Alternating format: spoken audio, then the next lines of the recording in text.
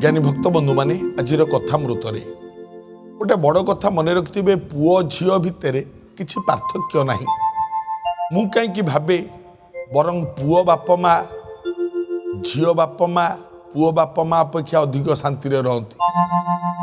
आजिकाली पुओ माने बाप माँ को पचारि न पारती आज्ञा किंतु झील ता बाप माँ को केबे भी अणहेला करबनी। तथापि गोटे छोट कथा कहूँ जदि पुओ पाइबा पई चाहूथांती नारी ऋतुमती हबा परे स्वामी सहित सहवास करिबा ऋतुमती हबार अष्टम दिन दशम दिन किंबा द्वादश दिन रे जदि स्त्री पुरुषंकर सहवास हुए पुत्र संतान प्राप्ति होता है एवं जदि सप्तम किबा नवम दिन नारी सहित सहवास करा जाए ताले कन्या संतान जन्म होता है।